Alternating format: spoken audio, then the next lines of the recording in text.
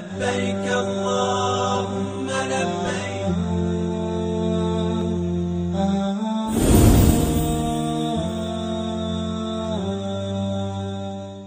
عید پر ہم جانور ذبح کرتے ہیں، سنت و ابراہیم علیہ السلام کی سنت۔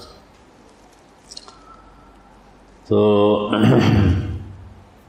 اللہ کے نبی نے 10 ذو الحج کو 63 اونٹ ذبح کیے اپنے ہاتھ سے۔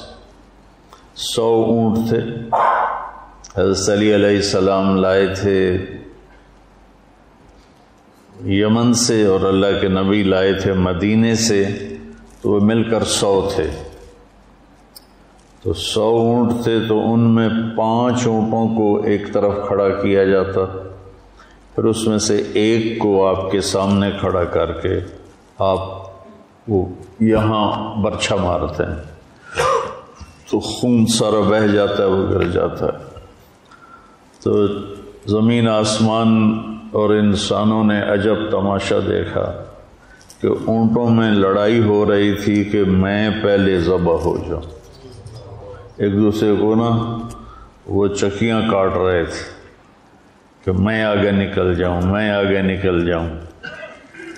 تو جب تک آپ کے ہاتھ میں برچھا تھا آخری اونٹ تک یہ لڑائی چلتی رہی۔ ہر اونٹ چاہتا تھا نہ شود نصیب دشمن کہ شود ہلاک تیغت، سر دوستاں سلامت کہ تو خنجر آزمائی، ہم آہوان صحرا سر خود نہاد برکف و امید آن کے روزے و شکار خواہی آمد۔ کیا خوبصورت اشعار ہیں۔ کہتے ہیں دشمن کے نصیب میں کیوں ہو آپ کے ہاتھوں سے قتل ہونا، میرا جو سر سلامت ہے آپ میرے سر پہ خنجر آزمائیں۔ اور دوسرے کا مطلب ہے کہ ہرنوں کو پتہ چلا کہ آج سرکار آ رہے ہیں تو وہ لائن بنا کے کھڑے ہو گئے سر چکا کے، اس امید پر کہ آج ہمارے سر کٹیں گے۔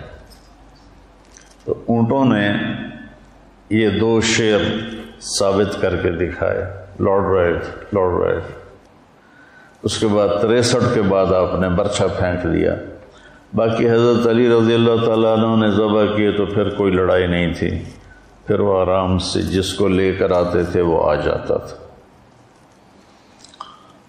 اور اس کے علاوہ آپ قربانی پر ایک چھترا، بھیڑ کے نر کو چھترا کہتے ہیں، ذبح فرماتے تھے امت کی طرف سے، اور ایک اپنی طرف سے۔ ایک قربانی اپنی دیتے تھے اور ایک امت کی طرف سے دیا کرتے تھے۔ اس سنت و ابراہیم ہے۔